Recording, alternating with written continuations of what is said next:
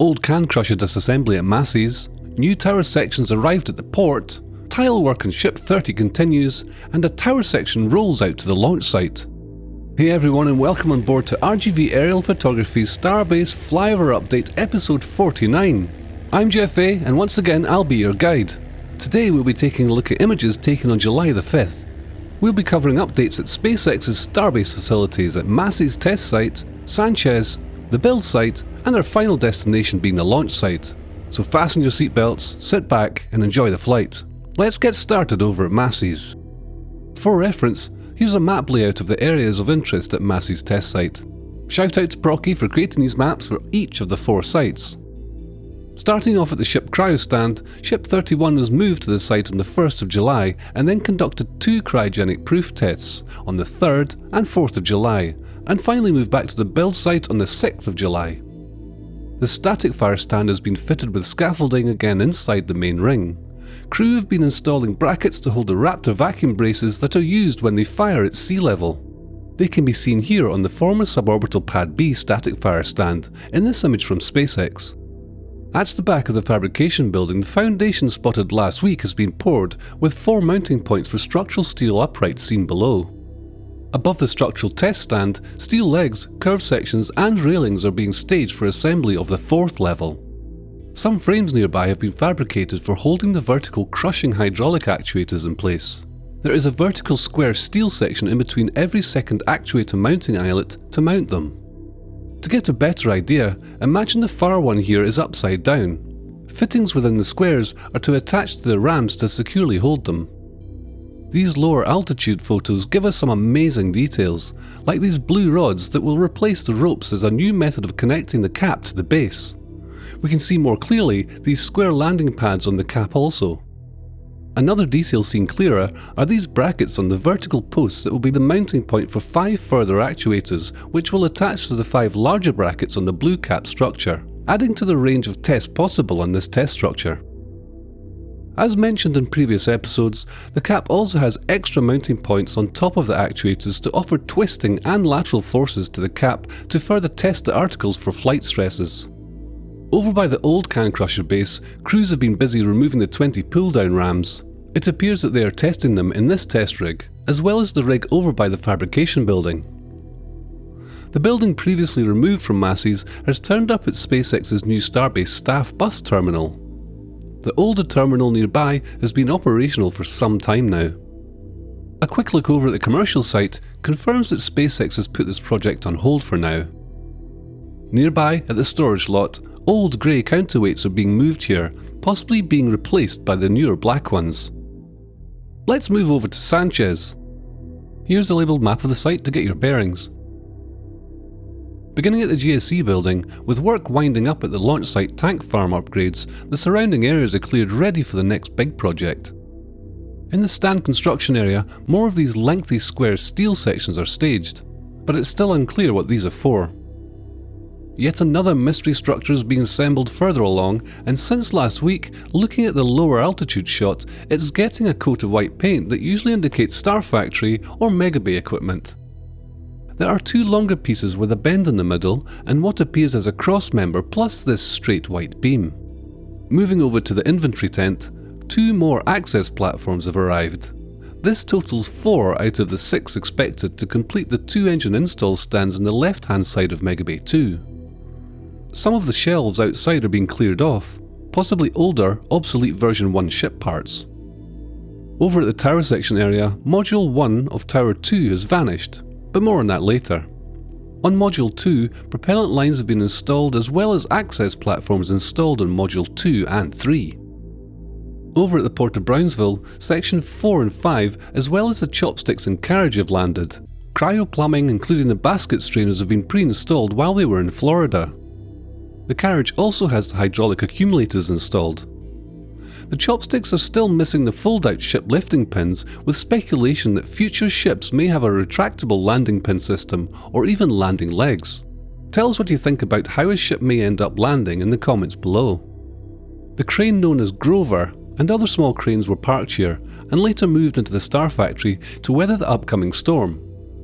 Concreting work continues nearby, and some utility trench work can be seen around the perimeter of the Starlink ground station. Moving to the scrapyard, the Megabay 2 welding development barrel has been flattened for scrapping. Painting continues at the new parking lot, and working on the elevators and stairwells seems to have finished. Crews continue adding other infrastructure at various levels throughout. Finally, at the rocket garden, we can see B14.1 after it was transported from the launch site. Now let's move over to the build site. Take a look at this labelled map as we move around the site. Starting at Megabay 2, we can see new embeds in the centre of the bay where ships will be staged before and after their lift from the ship workstands. At the time of this flyover, Ship 31 was moved to the front right of the bay, still sitting on top of the puckshucker after it completed 2 cryo tests at Masses. This video from La Padre and compiled by Vix shows that on July 8th, Ship 31 was removed from the 2-point lifter and moved to the site of the outdoor engine stand near the rocket garden for unknown reasons. Looks like we'll have to wait a little longer. Moving on to Megabay 1, we can see Booster 15 on the right has had no noticeable changes since last week, as it remains without its aft section. Boosters 12, 13 and 14 are fully stacked in the bay, and as of July 8th, road closures are scheduled for July 9th, 10th and 11th, possibly for moving B12 to the launch site for static fire testing. The aero covers staged out the front have disappeared, likely installed on B12. Now moving on to the high bay, Ship 30 remains covered in scaffolding as workers continue to replace its heat shield. This image taken by Starbase Surfer last week shows the secondary ablative layer in Ship 30's forward flap. Also noteworthy is the stronger blue adhesive being tested in some areas of the ship. The entire northern facade of the parking garage has been painted black since last week, with only a few areas left to be painted facing Highway 4. Skipping past Star Factory, where there have been no noticeable changes, the office building has had corrugated sheets placed across more of its roof before concrete is poured in the first 2/3 of the building's roof. Between the Star Factory and the office building, there have been no noticeable changes on the footing surrounding the plot of land as the cranes around the site start to lay down in preparation for Hurricane Beryl. Aerial work platforms and other equipment were spotted moving into the Star Factory. By July 8th, the hurricane would turn northwards, sparing Starbase from the worst effects. Finishing off behind the Star Factory, we can see that plumbing previously thought to supply water to the office building is for a cooling circuit for computer and other electrical equipment. A version 2 forward flap has appeared in the receivals area. The factory and street stormwater outflows are almost complete, with concrete poured for this section of concrete perimeter wall.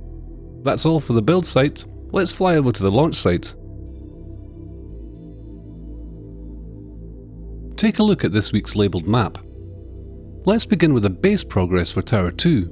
We can see that 2 layers of internal levels have been installed after pre-assembly of these structures were seen recently.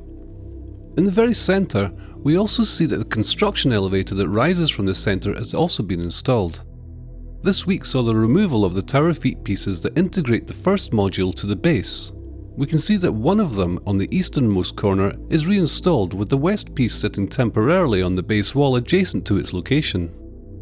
It seems that the bolts that connect these pieces may extend into the leg segment to be embedded into the concrete poured last week, and now that they are secured in the concrete, crews can work to precisely level and position the feet to connect properly to the first module. Looking here, we see that additional wall panels that form the back spaces of the base have arrived, as well as beams that connect to the thin corner column. Jumping across Highway 4 is the small staging lot. We see 2 pieces of flat steel that appear to be covers for the 2 base walls that are nearest to OLM. Tower Module 1 has now arrived at the launch site. We can see here that the CC-8800 has been reconnected to its floating counterweight tray as preparations were being made to lay the crane down in advance of Hurricane Beryl. To the south of the tower, CFA piles continue to be installed. Moving away from Pad B construction, we see that the earthwork around the former suborbital pad continues to bring the grade down to the surrounding areas, as this area had been elevated previously. Just like the CC-8800 was being prepared, in the middle of the launch site, the LR-11000 can be seen already laid down to weather the anticipated storm. While there isn't much progress seen in the horizontal tank farm, the opposite can be said about the vertical tank farm, as all the vertical tanks have now been completely removed, with only some flattened ring sections awaiting removal from the scrapping area. A mini excavator can be seen in one of the concrete pedestals being demolished, though little progress on this seems to have taken place since the last flyover. As we move to Orbital Pad A, the OLM has seen the return of scaffolding following the chopstick testing with B14.1. The chopsticks continue to see further work in anticipation of a possible catch attempt on the next flight. Atop both arms, we can see new electrical boxes have been installed with conduit runs towards the carriage. It's hard to know if these are for new components or perhaps some hydraulic systems could be replaced with electrical versions, as we witness what may have been some hydraulic fitting failures during the catch testing process. Work has resumed recently on the ship's quick disconnect system too. While aerial photos don't shed light on it, the SQD seems to be positioned in its retracted position so modifications can be made to the articulation mechanisms. Well, that's it for episode 49 of Starbase Flyover Update. Thank you for choosing to fly with RGV aerial photography, and I hope you all enjoyed the flight. If you liked what you saw today, please subscribe for more episodes and content so you don't miss out on the new videos each week, and why not leave a thumbs up? To receive the latest images and to join in the conversation on the day they are taken, please consider joining RGV's Patreon. I'm Jeff A, and I'll see you next week from 10,500 feet.